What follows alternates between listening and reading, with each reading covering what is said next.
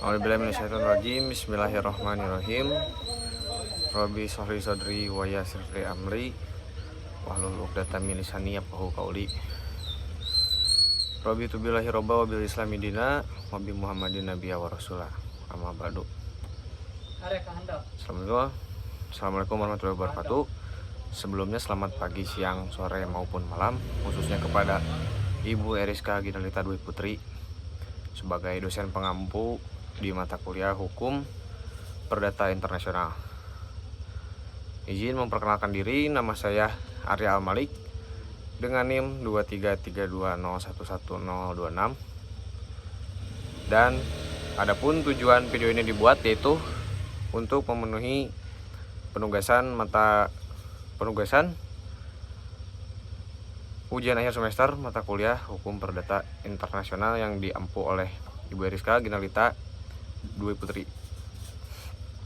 Jadi di sini saya akan menjelaskan mengenai penyelundupan hukum dan juga contoh kasusnya.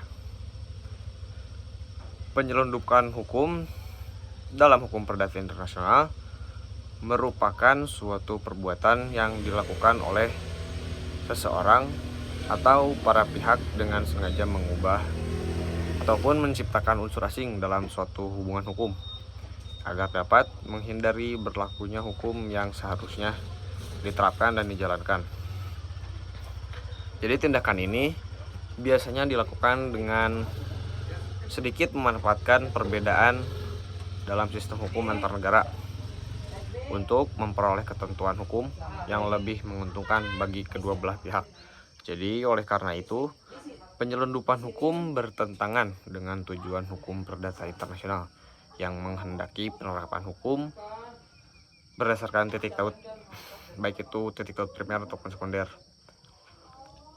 atau biasa disebut connecting factor yang sebenarnya, bukan yang dibuat secara sengaja demi kepentingan tertentu, melainkan untuk meraih konklusi untuk kedua belah pihak. Jadi pada praktiknya hakim memiliki kewenangan untuk menilai apakah suatu unsur asing dibentuk secara wajar atau hanya sebagai upaya menghindari hukum yang berlaku. Apabila terbukti terdapat penyelundupan hukum, hakim dapat mengenyampingkan hukum asing yang dipilih oleh para pihak yang sedang melaksanakan sengketa tersebut. Jadi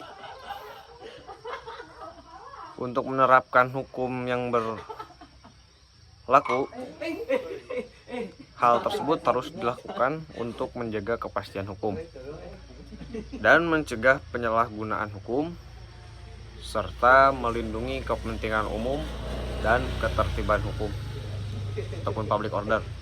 Mohon maaf sebelumnya jika video ini sedikit noise karena saya sedang melaksanakan kegiatan KKN Ibu.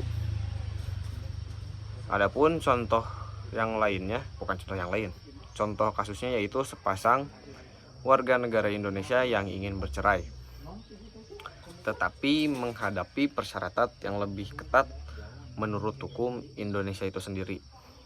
Kemudian warga tersebut berpindah domisili ke negara lain yang memiliki aturan perceraian yang lebih sederhana ataupun lebih mudah dilaksanakannya.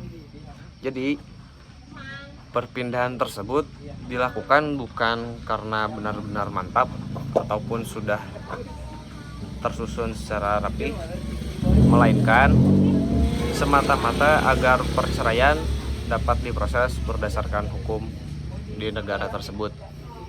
Jadi dalam kondisi demikian, apabila terbukti bahwa perpindahan domisili dilakukan hanya untuk menghindari berlakunya hukum Indonesia, maka tindakan tersebut dapat dikualifikasikan sebagai penyelundupan hukum. Dan dari kasus tersebut, akibatnya bisa dilakukan oleh hakim agar menolak mengakui penggunaan hukum asing tersebut dan tetap menerapkan hukum yang seharusnya berlaku berdasarkan kaidah hukum perdata internasional. Mungkin sekian yang dapat saya jelaskan mengenai penyelundupan hukum. Jika banyak kurangnya, mohon maaf Ibu. Terima kasih. Wassalamualaikum warahmatullahi wabarakatuh.